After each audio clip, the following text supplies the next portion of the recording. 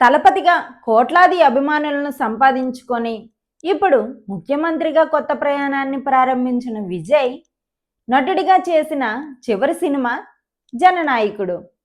ఈ సినిమాపై అభిమానుల్లోనే కాదు, సాధారణ ప్రేక్షకుల్లో కూడా భారీ అంచనాలు ఏర్పడ్డాయి. మరి ఈ సినిమా విజయ్కు పర్ఫెక్ట్ ఫేర్వెల్ మూవీలా అనిపించిందో లేదో డీటెయిల్ రివ్యూలో మాట్లాడుకుందాం.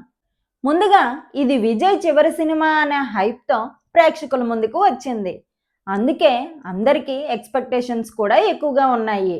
కానీ ఆ ఎక్స్పెక్టేషన్స్ని పూర్తిగా ఈ సినిమా అందుకోలేకపోయింది. సినిమాలో హై మూమెంట్స్ మాత్రం బాగానే ఉన్నాయి. Jail introduction, interval block, second half స్టార్టింగ్లో వచ్చే కొన్ని ఎమోషనల్ సీన్స్, యాక్షన్ ఎపిసోడ్స్ ఇవన్నీ థియేటర్లో బాగా ఆకట్టుకున్నాయి. విజయ్ స్క్రీన్ ప్రెజెన్స్ చాలా బాగుంది. ఆయన స్టైల్, మూమెంట్స్, డైలాగ్ డెలివరీ, ఆయన డ్యాన్స్ ఇవన్నీ కూడా అభిమానులకు మంచి ట్రీట్. అలాగే మహిళల భద్రత గురించి వచ్చే ఆ ఎమోషనల్ సీన్ కూడా బాగానే కనెక్ట్ అవుతుంది.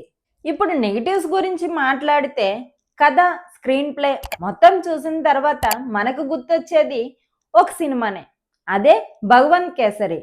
కొన్ని మార్పులు చేసినా కూడా మొత్తం టాంప్లెట్ మాత్రం అదే ఫీలింగ్ ఇస్తుంది. అందుకే ఈ సినిమాలో కొత్తదనం చాలా తక్కువగా కనిపిస్తుంది. సెకండ్ హాఫ్ మొదట బాగానే ప్రారంభమైన తర్వాత పూర్తిగా స్లో అయిపోతుంది. అదే రొటీన్ సీన్స్, రిపిటేటివ్ నేరేషన్ వల్ల సినిమా మూమెంటం కోల్పోతుంది. క్లైమాక్స్ కూడా అంత ఇంపాక్ట్ ఇవ్వలేదు. విఎఫ్ఎక్స్ చాలా బిలో యావరేజ్గా అనిపిస్తుంది. సినిమాలో లాజిక్ ఇష్యూస్ కూడా ఉన్నాయి. ప్రేక్షకులు నమ్మడం కొంచెం కష్టంగా అనిపించే సన్నివేశాలు కూడా చాలానే ఉన్నాయి. అలాగే రన్ టైం కూడా కాస్త ఎక్కువగా అనిపిస్తుంది. ఇక పర్ఫార్మెన్సెస్ విషయానికి వస్తే విజయ్ తనకు సెట్ అయ్యే పాత్రలో అతను చాలా కంఫర్టబుల్గా నటించాడు. ఆయన కోసం రాసిన పాత్ర కాబట్టి సినిమా మొత్తం ఆయనే మోసాడు. మమితా బైజు కూడా మంచి పర్ఫార్మెన్స్ ఇచ్చింది. బాబీ డియోల్ విలన్గా ఓకే అనిపించినా ఆయన పాత్రలో పెద్దగా కొత్తదనం కనిపించలేదు. ప్రకాష్ రాజ్ గారు కనిపించినంతసేపు ఆయన ఇంపాక్ట్ చూపించాడు. కానీ పూజా హెగ్డే, ప్రియమణి, నాజర్, సునీల్, రేవతి లాంటి మంచి నటులను దర్శకుడు సరిగా యూటిలైజ్ చేసుకోలేదు.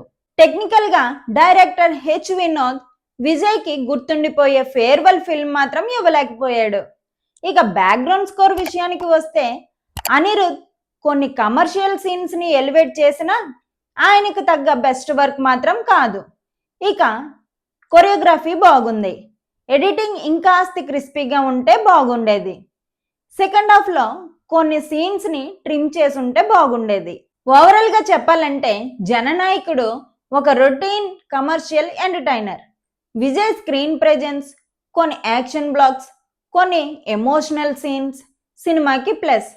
కానీ భగవంత్ కేసర్ని గుర్తు చేసే స్క్రీన్ ప్లే, బలహీనమైన రైటింగ్, స్లో సెకండ్ హాఫ్, నిరాశపరిచే క్లైమాక్స్ సినిమాని వెనక్కి లాగేయి. విజయ్ అభిమానులైతే కొన్ని మాస్ మూమెంట్స్ కోసం ఒకసారి చూడొచ్చు. కానీ మిగతా ప్రేక్షకులకైతే మాత్రం గుర్తుండిపోయే ఫేర్వెల్ ఫిల్మ్ అనిపించదు. ఇక నా వైపు నుంచి జననాయకుడికి 2.5 అవుట్ ఆఫ్ 5. ఈ రివ్యూ మీకు నచ్చితే లైక్ చేయండి, షేర్ చేయండి. ఇంకా ఇలాంటి హానెస్ట్ రివ్యూస్ కోసం బాబాయ్ అబ్బాయి ముచ్చట్లు ఛానల్ని సబ్స్క్రైబ్ చేయండి.